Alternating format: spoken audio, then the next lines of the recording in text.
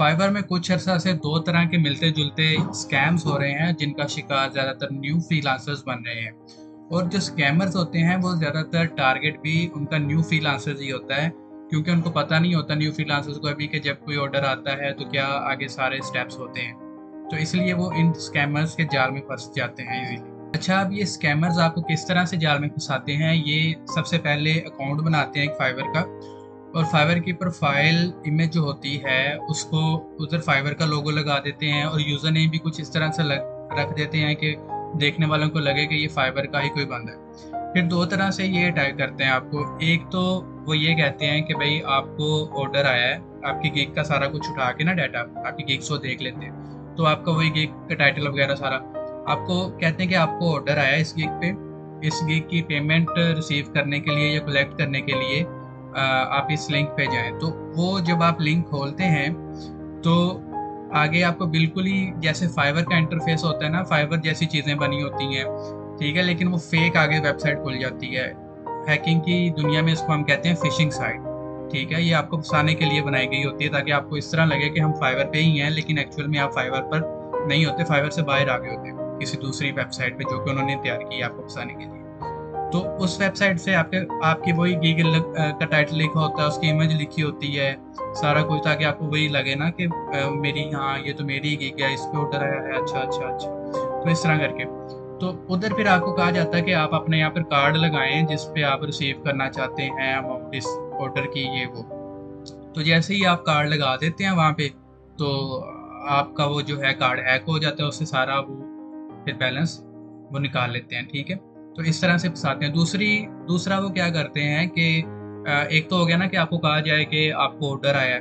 दूसरा वो ये करते हैं कि वो कहते हैं कि हम फाइवर के नुमाइंदे हैं, तो ये मैसेज आपको फाइवर की तरफ से आया है और आपका अकाउंट जो है वो हमें वेरीफाई करना है। ठीक है, आपका अकाउंट वेरिफिकेशन में चला गया, आपने अकाउंट वेरीफाई करना है।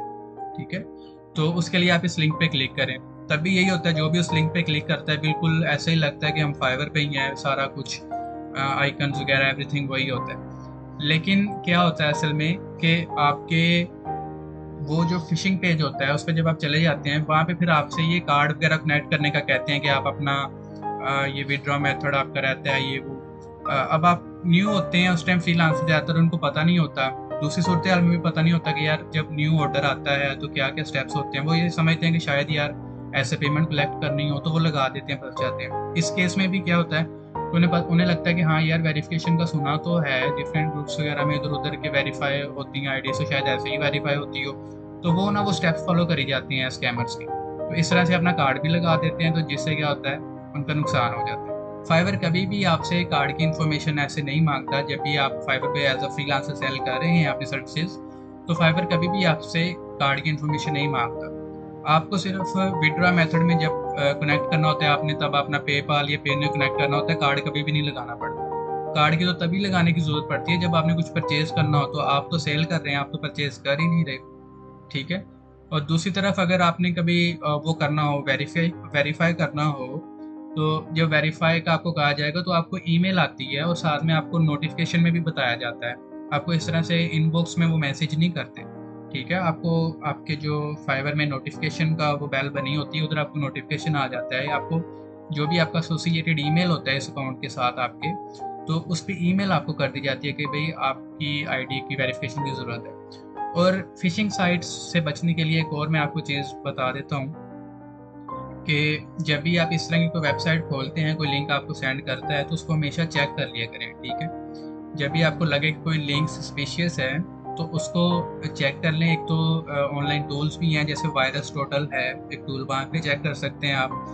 दूसरा ये कि खुद से भी उसको देख सकते हैं। फॉर एग्जांपल मैं आपको बताता हूँ अभी कि अगर आपको फाइवर पे किसी ने फिशिंग लिंक भेजा है, फिशिंग साइट का लिंक, तो आपने कैसे पता करना। फॉर एग्जांपल आपको फाइवर पे किसी ने लिंक भेजा और आपने उस पर क्लिक किया, तो सारी आपको बिल्कुल फाइवर की तरह ही लग रही है वेबसाइट, लेकिन वो वेबसाइट फिशिंग साइट है। तो कैसे पता चलेगा? वो ऐसे पता चलेगा कि जब आप उसके टॉप पे जो यूआरएल आ रहा होता है, जिसे हम लिंक भी कहते हैं, वो चेक करेंगे ना, तो जो फाइवर का होता है वो कुछ इस तरह से, मतलब उसका जो मेन डोमेन होती है वो होती है fiverr.com, उसके बाद स्लैश डाल के जो भी यूआरएल होता है वो होता है। ठीक है, लेकिन वो जो www.fiverr.com है ना, वो सेम ही रहता है।